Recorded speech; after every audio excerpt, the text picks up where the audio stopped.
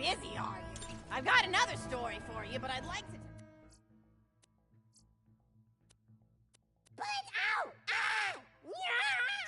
Tell it to all of your friends at once. An old lady like me has to save her voice, you know. You just screwed yourself. Oh, you still want to talk with me? How incredibly sweet of you. Say, you'll never guess who I saw today. Captain Scarlet. She was robbing my retirement home with a few other brigands, and I recognized her from her wanted poster, and I said, "Oh, hey, you fought the Vault Hunter, didn't you?" And she bowed all elegantly and said something like, "Indeed I did, madam," and said that you were really good at fighting, and that you beat her fair and square. She didn't seem to harbor much of a grudge about it. Nice girl. You should think about meeting up with her again if you're not shacked up with anybody, you know? I mean, of course you probably are. Gorgeous hunk of a Vault Hunter like you. I bet you're beating away suitors left and right. Look, you're blushing. Oh, I could just eat you up. Mr. Torg was so scared of trying to get a date for such a long time. He used to go to parties in high school and just stand in the back without talking to anybody. I am an introvert! I tried to tell him, I said, don't worry about chasing love. If you chase your dreams, then love will follow. See, that's the thing people don't get. You watch Echo films and they're just awful. They teach you that the only way to be with someone is just to pursue them over and over until they decide they like you. In reality, you know when you like someone almost immediately. You can't really convince somebody to fall in love with you. You just look like a stalker. But if you do things that you're interested in, like making guns that explode or killing mercenaries, then people will see that confidence and skill you have and they'll be attracted to it.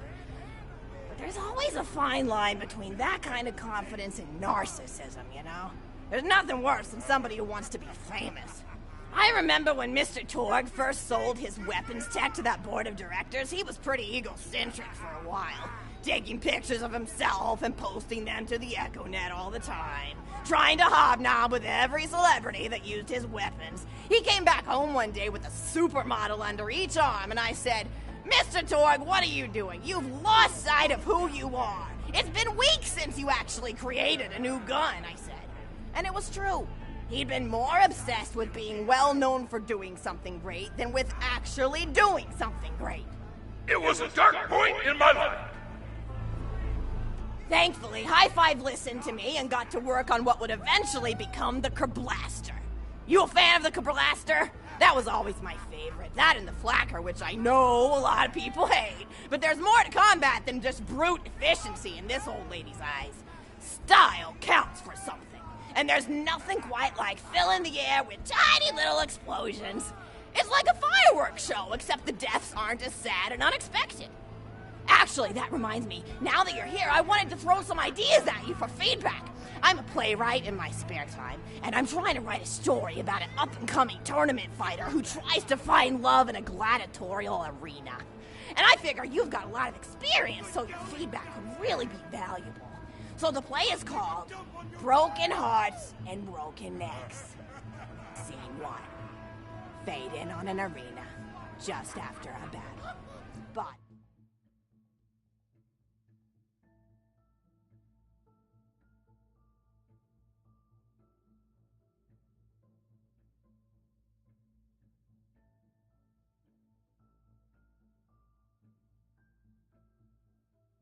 parts litter the stage. A lone warrior stands in the middle of the stage, a spotlight illuminating her blood-stained armor. She stands, holding her sword triumphantly aloft. Valkyrie. Is there no warrior who can challenge me?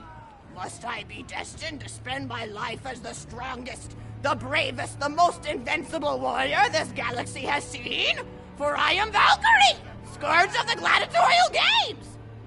Exeunt Valkyrie, as she shakes her head in despair.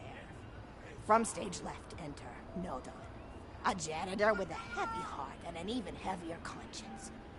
He begins sweeping the body parts into a bin, which is colored green, and remember that because that's a symbolic color that will come back, until melancholy overtakes him. He drops his push broom to the floor and falls to his knees before delivering a heart-wrenching soliloquy. Nodon. The blood cannot be washed away. Not before and not now. Even as I attempt to escape the past, which haunts me still. Must I live forever as a fraud, sweeping up the trash of others to hide my shame and avoid my pursuers? Must I forever remain on the periphery of joyful combat, ever watchful but never participating? Then, with the clatter of armor, Valkyrie re-enters from stage right. Valkyrie. Good morrow, lowly janitor. I heard a noise and thought it worth investigating. Nodon. Oh, great Valkyrie, 'twas nothing but the wails of those souls you released from their bodies tonight. Souls that wail in agony as they fly upward to Valhalla. Valkyrie. Fools! What have they to wail about? Their agonies are over, ended at the point of my sword. Mine, however, have only yet begun. For it is lonely at the top, and an unchallenged life is a boring one. Nodon. If only I were able to tell her my true identity, I would give her a fight she would not soon forget. Back to Valkyrie. Yes, ma'am, boredom is the true tragedy. May you one day find challenge in combat. Stooping, Nodon picks up a giant two-armed bastard sword with almost no effort. Valkyrie aside. What is this? Excellent, Nodon. Stage left. Valkyrie. What strength this janitor possessed? Who is he to pick up a bastard sword with but 2 fingers? What hidden power does he hold? What secrets does he keep? I will endeavor to uncover his past in the hopes that our swords may cross in battle. Excellent. End of scene 1. Scene 2. The interior of the governor's house. The table is set with myriad teas and biscuits. Oh, I'm so sorry. I didn't even ask you for the feedback on the first scene. Did you like it? Oh, wonderful. I'll continue then. Scene 2. The governess enters from stage left. Governess. I refuse to respond to these absurd accusations. Her husband looks at her quizzically. Governor. And what accusations may those be? Governess. Actually, you know what? I don't think I'm ready to get feedback on the play yet. But what about you? What are you up to? Tell Grandma Flexington all about it. I bet you've had some amazing adventures. Mr. Torg told me about the time you all played bunkers and badasses together. He said it was one of the most fun and welcoming experiences of his life. Grandpa! You're embarrassing me! Sorry, sweetie, but really, you and the Vault Hunters are his first real pals. It wasn't easy for Mr. Torg to make friends at school when he had facial hair at age 8, pecs at 8.5, and dead parents by age 9. People found him intimidating, but I told him that he should be thankful for the fact that he looks different. Anyone who wouldn't be friends with you based on appearance wouldn't be a very good friend anyway. But he really does like hanging out with all of you. Most people these days want Torg to pose for pictures or blow something up by flexing at it. It's not often he gets to sit down and play games with people. Oh, speaking of games, did you play Going Back to the House yet? It's a new echo simulation about exploring a log cabin you lived in when you were a kid. There's no violence or anything. You just walk around looking at cereal boxes and remembering people you made out with. I really like where Echo Sims have gone in the past few years, don't you? There seem to be a lot more of them with interesting things to do beyond shooting people, and the writing has gotten so tight and concise. For instance, did you ever play The Samurai's Marker? The whole game's story was delivered through haiku. Did Zero write it or something? No, I'm just joshing. I know you're too busy for that. But oh yeah, I was playing At the End of the Pointed Gun last night on my Echo Sim player, and wow, is that funny. It's about a guy who punches people and smacks himself in the face with doors. Easily one of the best punch-related comedy sims ever. But oh, I'm really looking forward to this game called Robot Hunter Assault Squadron, which is this big randomized survival game about throwing bottles at trees and accidentally scaring birds. In the demo version, I scared a bird so hard it died. 10 out of 10 in my book. But what kind of things do you do for fun? You play any sports? You look like you might be into some of the more extreme stuff, like spine hurdling or psycho head volleyball. I knew an athlete a lot like you when I was younger. Her name was Nijo, and she was especially gifted at the giblet toss. That's an old pastime we had back when I was younger.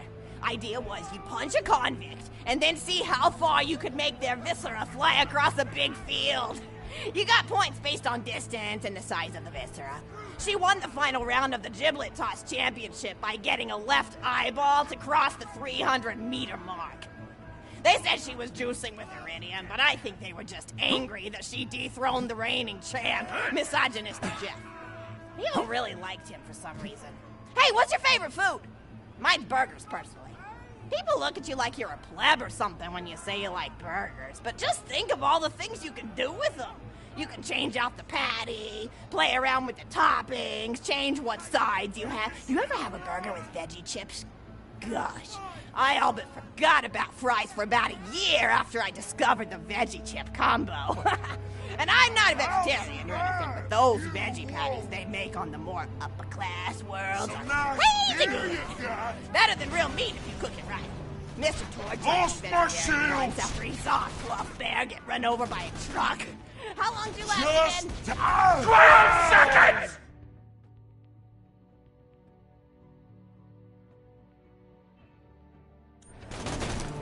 Barely even finished the word vegetarian before he lunged at a skag I was holding.